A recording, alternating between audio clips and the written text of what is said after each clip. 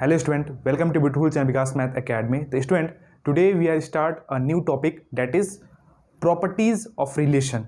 In previous video, we have to discuss about that Cartesian product of set, relation, domain and range of relations, and some types of relation, which is very much important for us.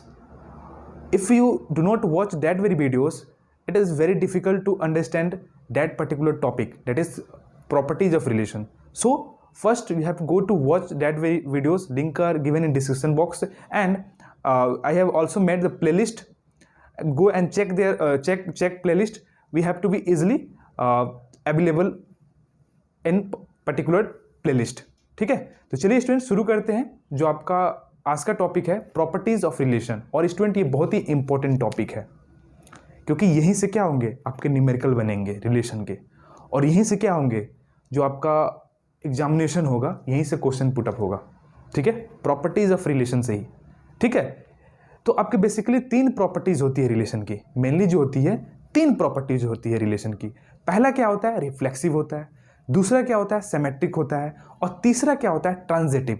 तो आज के video में हम क्या करेंगे, इन तीनों property पे क्या करेंगे, डिस्कस करेंगे, और इससे रिलेटेड एग्जाम्पल को सॉल्व करेंगे।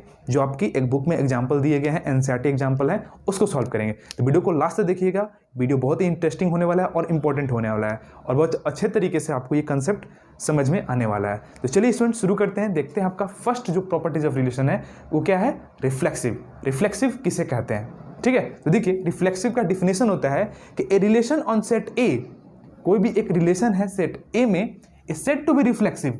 कब रिफ्लेक्सिव कहलाएगा, जब every element of set A is related to itself. कब कहलाएगा कि every element of set A is related to itself, मतलब हर एक सेट ए के एलिमेंट वो क्या होना चाहिए, खुद के साथ रिलेट होना चाहिए, खुद के साथ रिलेशन बनाना होना चाहिए। वैसे हम रिलेशन को हम क्या बोलेंगे, रिफ्लेक्सिव बोलेंगे। तो आप बोल सकते हैं कि सर क्या आइडेंटिटी रिलेशन रिफ्लेक्सिव है? हाँ, आइडेंटिटी रिलेशन क्या होता है, रिफ्लेक्सिव होता है, क्योंकि हर एक एलिमेंट जो होते हैं आइडेंटिटी रिलेशन के, वो खुद के साथ ही रिलेशन बनाते हैं। तो हर एक आइडेंटिटी रिलेशन क्या होता है, रिफ्लेक्सिव रिलेशन होता है। बात समझ में आ रहा है?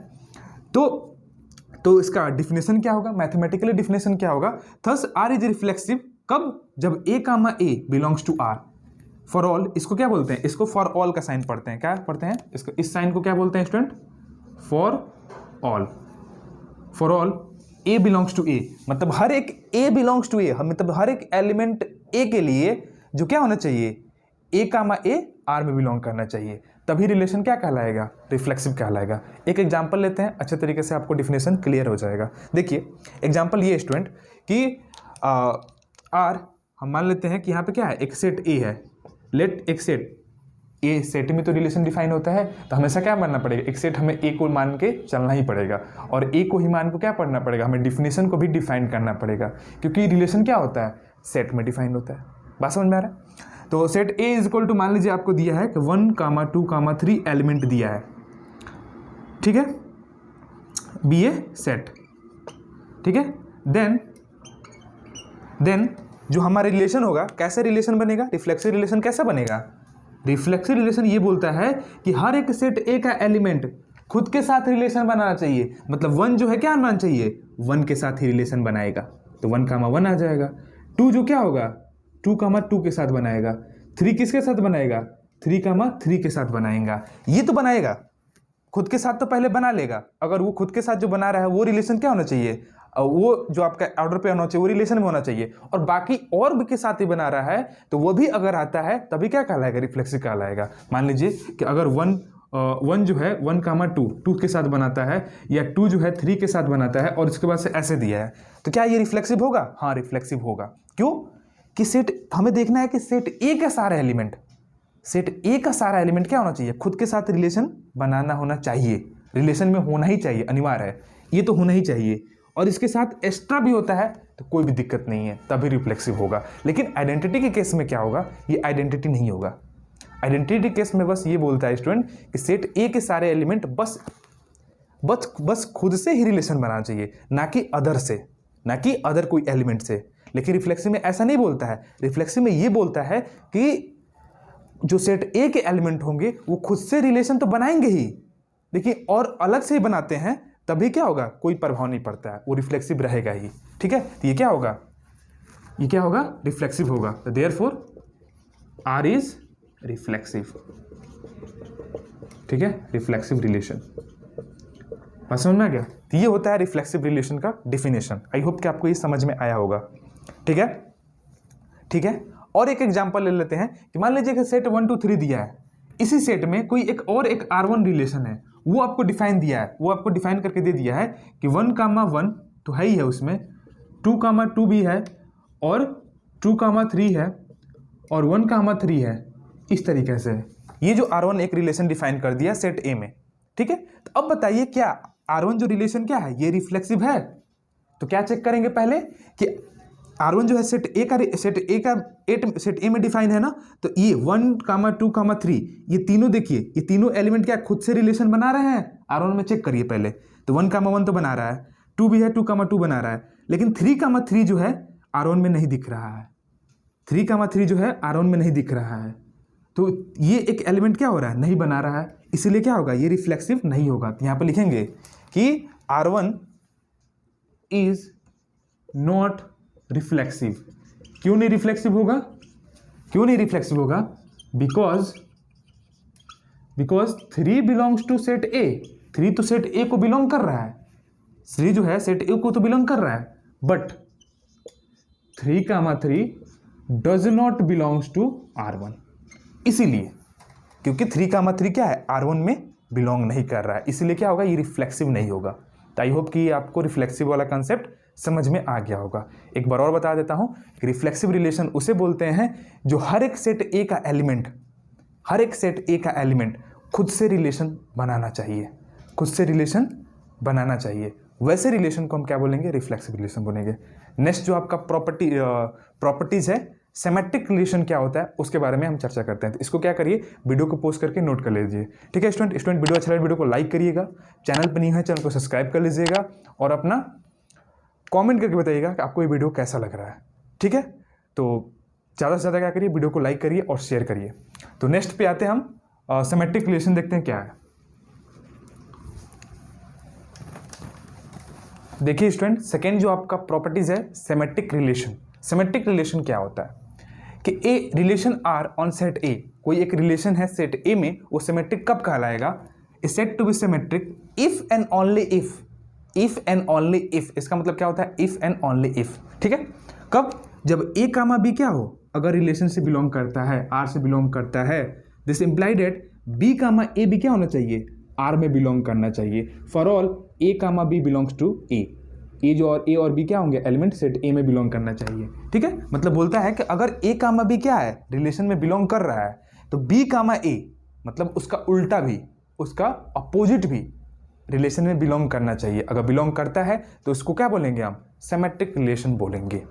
ठीक है, a comma b belongs to R, this imply that b comma a is also belongs to R, तब क्या बोलेंगे, अगर करता है तो क्या होगा, सिमेट्रिक होगा, वो रिलेशन क्या होगा, सिमेट्रिक रिलेशन होगा। एक एग्जांपल देखिए इससे रिलेटेड, मान लीजिए कि आपको एक क्या है कि एक सेट आपको दिया है, क्या है, सेट ए का एलिमेंट क्या है, 1, 2, 3, 4, ये क्या है, सेट ए का एलिमेंट है, और देन कोई एक आपको R1 रिलेशन डिफाइन कर दिया है कि R1 रिलेशन क्या दिया है, एक कोई डिफाइन कर दिया है जिसका एलिमेंट है स्टूडेंट 1, 3, 1, 4,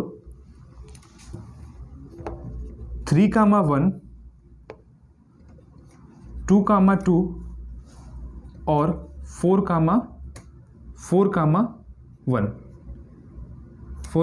1, ये क्या है, R1 के एलिमेंट है, R1 के एलिमेंट है। तो बताइए कि ये क्या है, ये सिमेट्रिक रिलेशन है कि नहीं है, हमें एक बताना है कि सिमेट्रिक रिलेशन है कि नहीं है। तो हम क्या चेक करेंगे, हमें कंडीशन पता है कि ए comma b belongs to are, और बी कामा ए भी क्या होना चाहिए, आर में बिलोंग करना चाहिए। तो इस रिलेशन के सारे एलिमेंट को चेक करिए, क्या इसके अपोजिट भी क्या है, जो एलिमेंट है उसके अपोजिट भी एलिमेंट क्या है, अगर इस R1 में है तो क्या होगा, वो सिमेट्रिक रिलेशन होगा। तो देखिए 1, 3, तो इसका अपोजिट क्या होगा, 3, 1, तो चेक करिए 3, 1 है, रिलेशन में है कि नहीं है, ये है, इसका ये अपोजिट है, इसका ये अपोजिट है कि नहीं है। 1, 4, तो इसका देखिए इसका अपोजिट क्या है, 4,1, तो 4,1 भी क्या है, रिलेशन में बिलोंग कर रहा है। अब 4,1 है तो क्या होना चाहिए, 1,4 भी होना चाहिए, तो ये भी बिलोंग कर रहा है। 3,1 तो हो गया। 2,2 का अपोजिट भी करेंगे तो क्या आएगा, 2,2 ही आएगा। तो जो भी अगर सेट में क्या होते हैं, 2 बार सेम एलिमेंट अगर लिख देते हैं तो रिपीटेशन सेट में क्या होता है, अलाउ नहीं होता है, एक ही बार लिखना पड़ता है। तो 2,1, 2,2 और 2,2 ये क्या है, रिफ्लेक्सिव है। मतलब क्या कहने का मतलब, इसी प्रेजेंट है। मतलब कहने का मतलब क्या, ये R1 जो रिलेशन क्या है, ये सिमेट्रिक रिलेशन है, इस कंडीशन को सेटिस्फाई कर रहा है, इसीलिए क्या होगा, R1 जो क्या होगा आपका, एक सिमेट्रिक रिलेशन होगा। तो यहाँ पे लिखेंगे कि therefore R1 is symmetric relation. बात समझ में आ रहा है, R1 इज सिमेट्रिक रिलेशन। और एक और रिलेशन हम डिफाइन करते हैं सेट ए में ही। सेट ए में कोई एक R2 रिलेशन है, R2 रिलेशन है, उसका एलिमेंट क्या क्या दिया है, देखिए पहले 1,1 दिया है, 1,1 दिया है। दूसरा क्या दिया स्टूडेंट, 2,2 दिया है। तीसरा क्या दिया है, 3,3 दिया है। और चौथा दिया है 1,3। और वो बोल रहा है कि चेक करिए सिमेट्रिक है कि नहीं है, सिमेट्रिक है कि नहीं है। तो यही कंडीशन को हम सेटिस्फाई करेंगे। देखिए सेटिस्फाई करेगा तो सिमेट्रिक होगा, वरना नहीं होगा।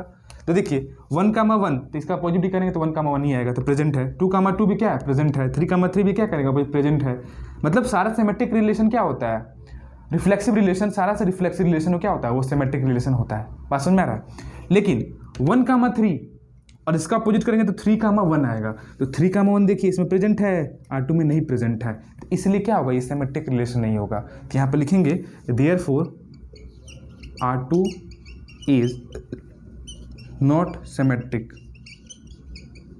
नॉट सिमेट्रिक बिकॉज रीजन क्या होगा, रीजन ये होगा कि 1,3 तो R2 में बिलोंग कर रहा है, रिलेशन में बिलोंग कर रहा है, लेकिन बट जो आपका है 3,1 does not belongs to R2, जो उसका उल्ट रेसिप्रोकल है, अपोजिट है 3,1, वो क्या कर रहा है, वो R2 में बिलोंग नहीं कर रहा है। तो इसलिए क्या होगा, R2 is not symmetric relation. ठीक है, तो ये हम आई होप कि आपको ये सिमेट्रिक रिलेशन क्या होगा समझ में आया होगा। ठीक है, तो एक और एग्जांपल ले लेते हैं स्टूडेंट, थोड़ा समझने के लिए। तो एक और एग्जांपल ले लेते हैं कि सिमेट्रिक रिलेशन का और एग्जांपल। और स्टूडेंट देखिए रिफ्लेक्सिव जो होगा वो तो होता ही है, मतलब रिफ्लेक्सिव अगर आइडेंटिटी रिफ्लेक्सिव है, मतलब आइडेंटिटी वाला रिफ्लेक्सिव है तो ही वो सिमेट्रिक होगा, तो ही वो क्या होगा, सिमेट्रिक रिलेशन होगा। हर एक रिफ्लेक्सिव रिलेशन वो सिमेट्रिक नहीं होगा। बस आइडेंटिटी वाला अगर रिफ्लेक्सिव है, मतलब आइडेंटिटी अगर रिलेशन है तो वही क्या होगा, वही बस सिमेट्रिक रिलेशन होगा। बात समझ में आ रहा है, तो ये थोड़ा ध्यान दीजिएगा। मैं यहाँ पे नोट करके लिखवा दे रहा हूँ, ठीक है। तो पहले इसको इरेज कर देता हूँ, पहले नोट कर लीजिए वीडियो पोस्ट करके। और एक एग्जांपल देखते हैं इसमें सिमेट्रिक रिलेशन में कि क्या होता है। देखिए एग्जांपल देख लीजिए और सिमेट्रिक रिलेशन का। बोल रहा है स्टूडेंट कि L जो लाइन है एक L क्या है, L is the set of straight line, set of क्या है, set of all lines in a plane such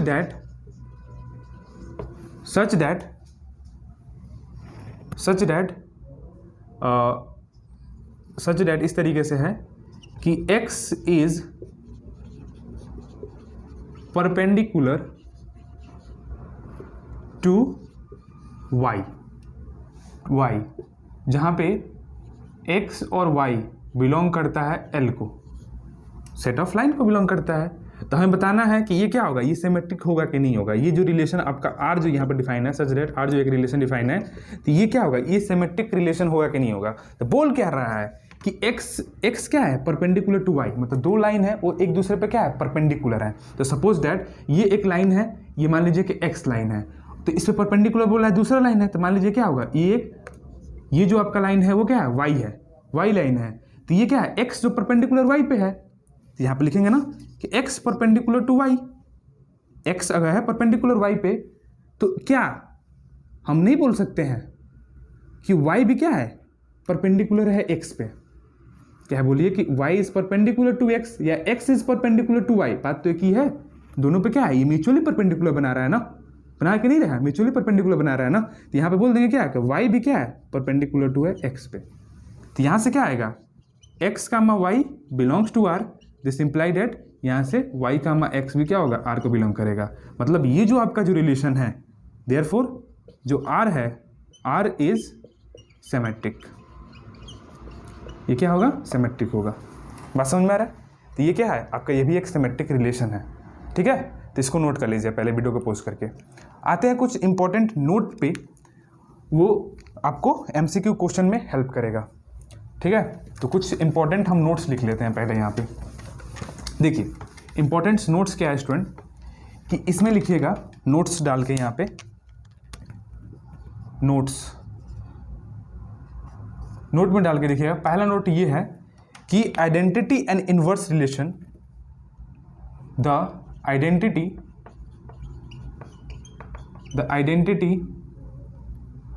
and universal relation, identity and universal relation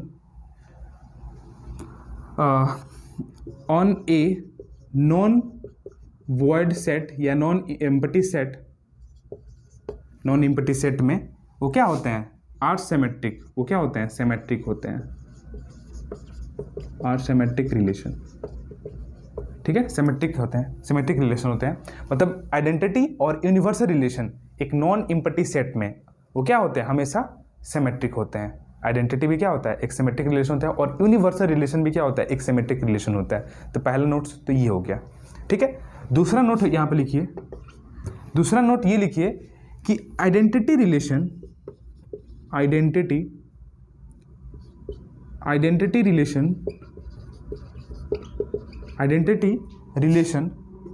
on in non void set, non void set मतलब क्या है, non empty set, खाली नहीं होना चाहिए set को, इज ऑलवेज रिफ्लेक्सिव। हमेशा क्या होता है, आइडेंटिटी रिलेशन होता है वो क्या होता है, हमेशा रिफ्लेक्सिव होता है। हर एक आइडेंटिटी रिलेशन क्या होता है, रिफ्लेक्सिव होता है। बट यहाँ पे ये कंडीशन है स्टूडेंट कि हर एक जो होता है रिफ्लेक्सिव रिलेशन होता है, but a reflexive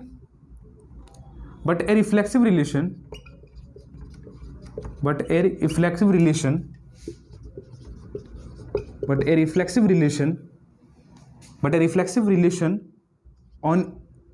on set A, कोई भी सेट ए होगा, is not necessary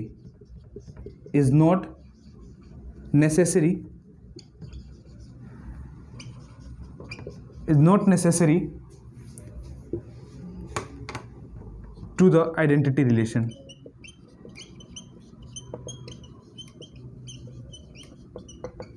on set A, ठीक है। मतलब कहने का मतलब कि हर एक आइडेंटिटी रिलेशन वो रिफ्लेक्सिव रिलेशन हो सकता है, लेकिन हर एक रिफ्लेक्सिव रिलेशन वो जरूरी नहीं है कि वो क्या होगा, आइडेंटिटी रिलेशन होगा, ठीक है। कंसेप्ट क्लियर होगा। क्योंकि रिफ्लेक्सिव में क्या होता है, कुछ अलग वाले एलिमेंट भी क्या होते हैं, अलग एलिमेंट से रिलेशन बना सकते हैं, और खुद के साथ भी जो बनाए रहेंगे वो तो रहेंगे ही। तो क्या होगा, वो आइडेंटिटी नहीं होगा, क्योंकि आइडेंटिटी बस क्या होता है, जो सेट ए के एलिमेंट होंगे वो सेट ए के ही एलिमेंट से ही बस रिलेशन बनना चाहिए। 1 तो 1 ही के साथ, 2 जो है 2 ही के साथ, 3 जो है 3 के साथ, ठीक है। तो इसलिए वो आइडेंटिटी नहीं होते हैं। तो ये दोनों नोट्स जो आपके बहुत इंपॉर्टेंट नोट है, इसे नोट कर लीजिएगा। नेक्स्ट आपका जो आता है प्रॉपर्टीज ऑफ रिलेशन, जो आपका है ट्रांजिटिव रिलेशन। ट्रांजिटिव रिलेशन क्या होता है तो उसको देखते हैं स्टूडेंट। इसको पहले वीडियो को पॉज करके नोट कर लीजिए। देखिए स्टूडेंट, ट्रांजिटिव रिलेशन क्या होता है। ट्रांजिटिव रिलेशन का डिफिनेशन देखिए पहले।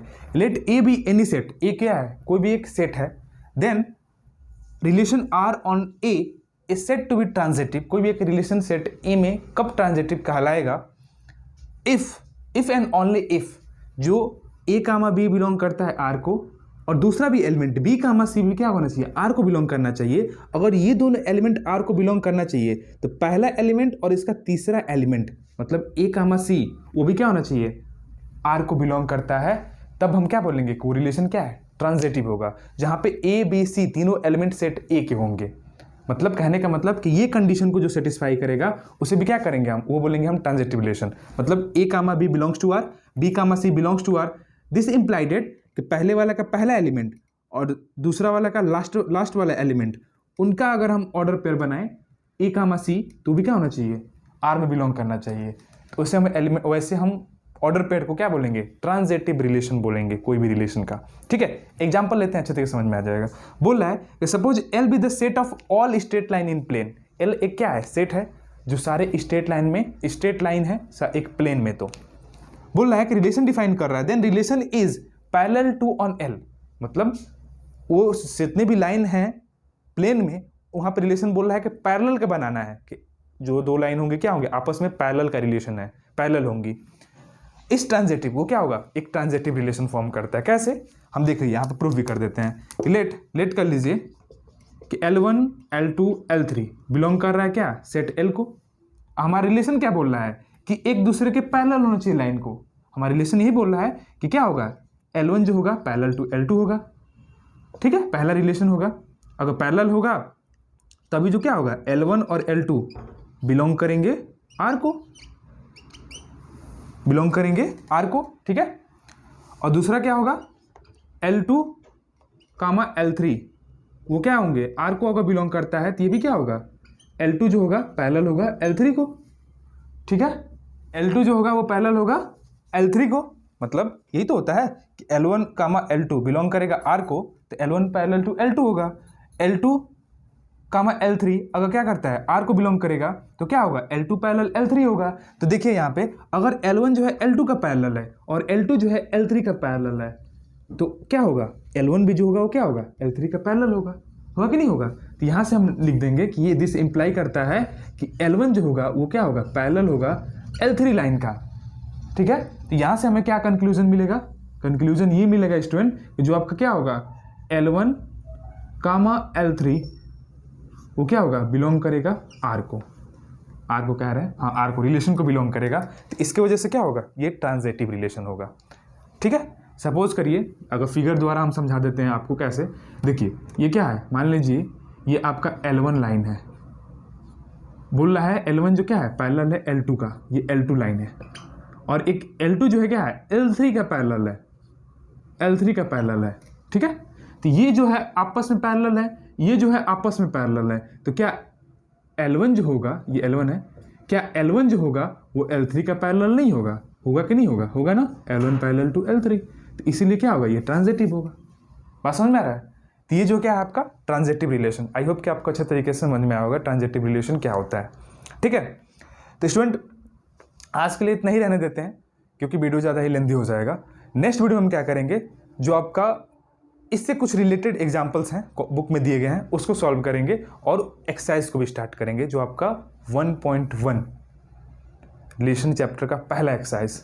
ठीक है स्टूडेंट, आई होप कि आपको अच्छे तरह समझ में आया होगा सारा प्रॉपर्टीज ऑफ रिलेशन, और ये बहुत ही इंपॉर्टेंट है, सारा न्यूमेरिकल यहीं से स्टार्ट होने वाला है, यूज होने वाला है।